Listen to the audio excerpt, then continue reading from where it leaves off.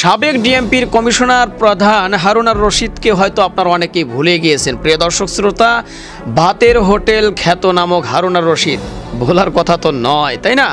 অবশেষে এই সাবেক ডিবি প্রধান হারুনের বিরুদ্ধে এক নারীর গুরুতর অভিযোগ উঠেছে। প্রিয় দর্শক, যদিও এই হারুন সাহেব কোথায় রয়েছে এখনো পর্যন্ত জানা যায়নি।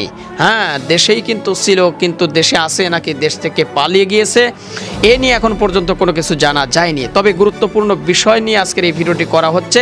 সবাইকে বলবো একটু ধৈর্য সহকারে দেখতে হবে এবং প্রচুর পরিমাণে শেয়ার করতে হবে। তো চলুন আর কথা না বাড়াই, তাহলে একটা লাইক দিয়ে আমরা মূল নিউজে চলে যাই।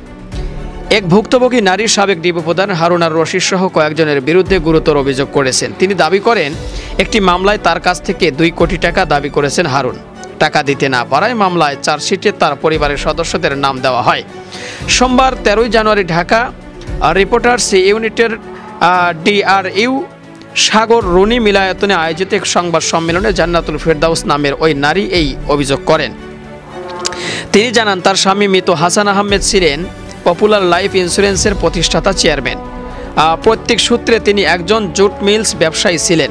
ভুক্তভোগী ওই নারী বলেন, 2020 সালে ব্রেইন স্ট্রোকের কারণে অসুস্থ হয়ে শয্যাশায়ী হয়ে পড়েন তার স্বামী। সে সময়ে তার দেবর কবির আহমেদ ও মুসা এবং তাদের কর্মচারী বিদ্যুৎ ঘোষ বিভিন্ন অজুহাতে কোম্পানির বিভিন্ন ডকুমেন্ট অন্যত্র সরাতে শুরু করেন। তার স্বামীকে কৌশলে কোম্পানির চেয়ারম্যানের পদ থেকে অপসারণ করা হয়।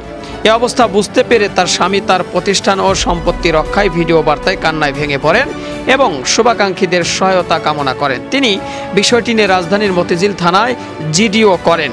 সংবাদ সম্মেলনে তিনি জানান, 2022 সালের 24 জানুয়ারি তার স্বামী মৃত্যুবরণ করেন। মৃত্যুর পর অভিযুক্তরা পরিবারের 8 জনের বিরুদ্ধে হত্যা মামলা রুজু করেন।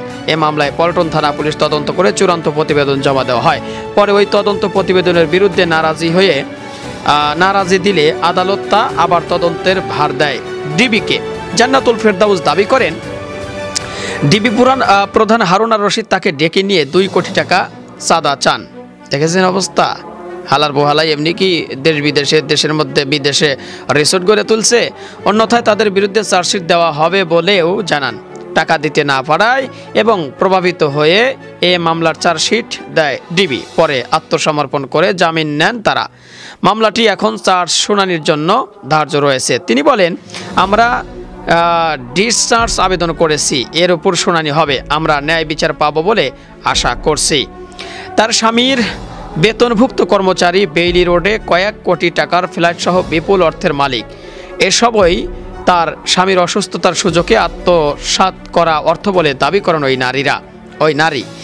এছাড়া দেবররা তার স্বামীর মৃত্যুর পর তাদের বাড়ি থেকে বের করে দিয়েছেন বলে অভিযোগ রয়েছেন। তিনি বলেন, আত্মসাৎ, প্রতারণা ও জালিয়াতির অভিযোগে দেবর ও কর্মচারীদের বিরুদ্ধে মতিঝিল থানায় 2024 সালের 3 জুলাই মামলা করি।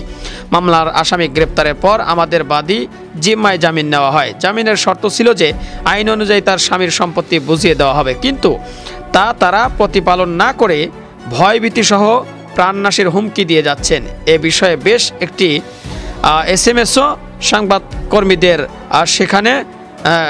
সংবাদকর্মীদের সেখানে দেখান ভুক্তভোগী ওই নারী। সংশ্লিষ্টদের দৃষ্টি আকর্ষণ করে পরিবার ও সম্পত্তির নিরাপত্তা এবং ন্যায় বিচার প্রতিষ্ঠার আর্তনাদ জানান ভুক্তভোগী ওই নারী। তার শিশু সন্তান, 90 বছরের বৃদ্ধ মা সহ পরিস্থিতির শিকার ব্যক্তিরা। তো যাই হোক প্রিয় দর্শক, বিষয়টি আসলে একটা কেমন যেন সিনেমার মতো হয়ে গেল, তাই না? তো ডিবি হারুন আঙ্কেল দেখতে মনে হতো একদম অজগবি আলাইহিস সালাম। হ্যাঁ, দেখে তার চেহারাটা দেখে মনে হতো, কিন্তু আসলে শয়তানের বিসি পোড়ায় খাইছে যে সে দেখতে ভালো মনে হলেও বুঝতেই পারছেন যে সে কোন ধরনের লোক ছিল। তো যাই হোক প্রিয় দর্শক, তিনি আটক হয় না, এজন্যই জাতিরা অনেক দুঃখ প্রকাশ করে। তাকে আসলে ধরে নিয়ে এসে তার বিচিটাও গলিয়ে দেওয়া দরকার। তো আপনারা কি বলেন? আপনাদের মতামত জানাবেন। আর হ্যাঁ, পারলে ভিডিওটি শেয়ার করে দেবেন। আর আমাদের এই পেজ নাসির অফিসিয়াল নতুন হলে ফলো করেন। যারা ইতিমধ্যে ফলো দিয়েছেন সবাইকে অসংখ্য ধন্যবাদ জানিয়ে ভিডিওটা এখানে শেষ করছি। সে পর্যন্ত সবাই ভালো থাকবেন, সুস্থ থাকবেন। আল্লাহ হাফেজ।